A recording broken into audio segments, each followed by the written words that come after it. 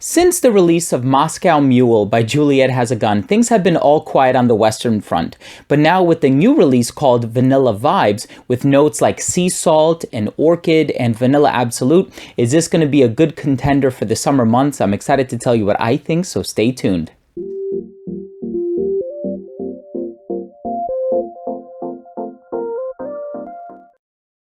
Now, before I begin the video, I do want to mention that this bottle was sent to me by Perfumes. They are the official distributor in the United States of Juliette Has a Gun products. So I want to disclose that to my audience. This was sent to me for review.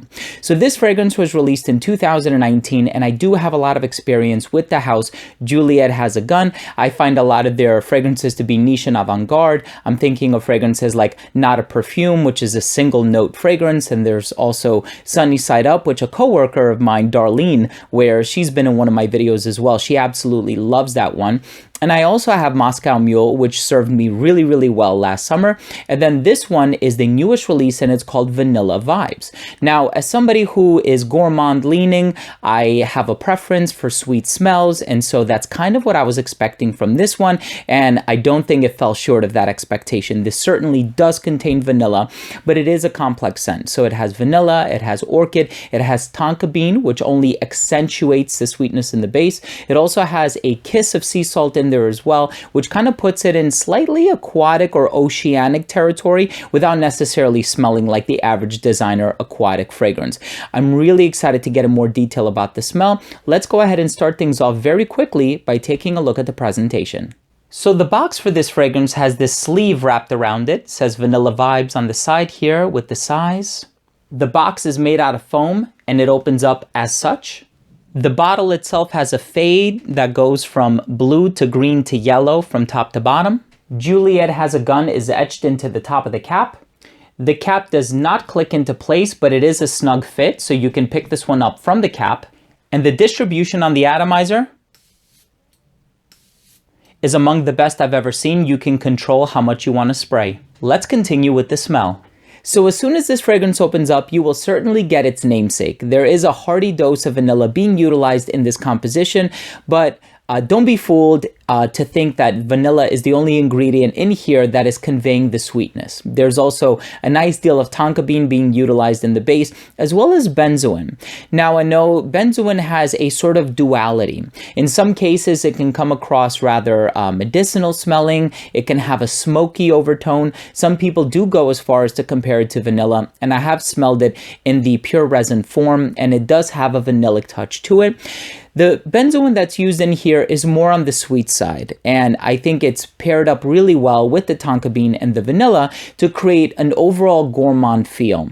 Now, there is just a touch of sea salt in here, which kind of gives it this oceanic vibe, and I think it's that element alone that really puts this one in summer territory. So when you're thinking of vanilla, for me at least, a lot of other vanilla-based scents come to mind. Of course, there's Spiritu du Blevini, which in my opinion, that is a Guerlain fragrance, but in my opinion, that is a holy grail vanilla fragrance. In the case of this, you're not going to get as gourmand of a vanilla, but I think it's also the presence of the orchid that's being utilized in here that kind of puts it in tropical territory. So this is a vacation-style scent. If you are familiar with Soleil Blanc by Tom Ford or Chameleon by Zoologist, you're going to get a fragrance that kind of leans in that tropical direction, which is really the kind of fragrance that I want to put me in the mindset whenever I'm on vacation, whenever I do go to a tropical island, perhaps one in the Caribbean, as I often do during the summers when I go on my yearly cruises. But this is a scent that I have been enjoying thoroughly. I've actually had my wife try this one, and she is a fan of the Tom Ford perfume that I mentioned earlier, and she fell head over heels in love with this one.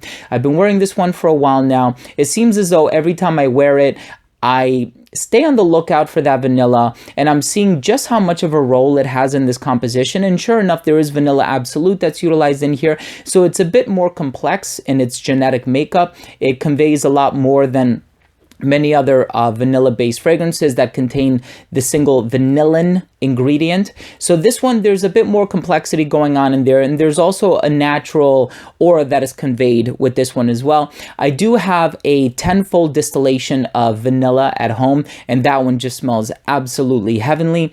This one, it's more about the blend of the different ingredients that are used in here. So yes, the tonka bean plays a role. The musk inevitably plays a role. If your nose can perceive it, I know a lot of people are anosmic to the smell of many musks, but in the case of this scent, I think it's a very well put together scent. It's a great vanilla scent for somebody who doesn't want a vanilla overdose. It's a great vanilla scent for somebody who doesn't want something overly saccharine or overly sweet or juvenile smelling. All right, so this is not in the wheelhouse of like a Pink Sugar by Aquilina, which kind of gives off like a cotton candy vibe, or perhaps Cloud by Ariana Grande. Some of my female viewers have also commented and said that that one is a bit on the sweeter side. This one, the sweetness is muted, but you are going to get the floral presence, not necessarily in the form of ylang ylang or freesia or any of these other tropical florals, but you are going to get that orchid note in here. And I think it's done in a very soft, smooth, and subtle way that just sort of gives the perfume character and just the right amount of dimension that it needs. Let's go ahead and finish things off with my overall assessment.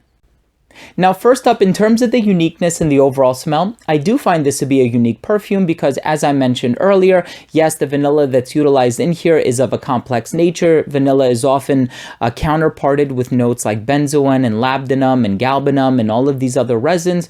But in the case of this one, nothing about it smells ambery or smoky. So it's a vanilla done in a very interesting way. And this is one that I will personally be wearing, and so will my wife. In terms of the longevity, this is eau de parfum strength, and for me, I got about 7 to 8 hours, but the performance on it was a bit subtle, and I mean that in the projection department. So this fragrance lacks a lot of the more volatile notes like the citruses and some of the aromatic ingredients that would allow a fragrance of this kind to jump up off your skin. So the projection, I want to say, was only about an hour and a half to 2 hours, and then it did start to sit closer to the skin, but it didn't actually become a skin scent until like the 6 to 7 hour mark. In that case, you had to get very close to somebody to be able to smell it on them, but the longevity was still 7 to 8 hours. So the longevity was certainly within average and even slightly above average territory. In terms of the versatility on this one, there's just something about the overall smell, the way that the ingredients are pieced together, that leads me to say it should only be worn in the spring and summer. So I do feel as though the versatility is compromised somewhat there. I think this one is a perfectly unisex scent, especially if you are a fan of some of these more tropical smelling, slightly floral, vanillic, suntan lotion kinds of scents. I know there was another designer scent that kind of fits the bill somewhat, Light Blue Sun by Dolce & Gabbana. So if you are a fan of that fragrance, I suggest that you check this one out if you want a, dare I say, niche version of it. And I do want to add that this is a pretty versatile scent, sans the fact that you can't wear it in the winter time. And then lastly, in terms of the presentation, I actually quite like the presentation. It's very simple to travel with, and it protects the bottle rather well.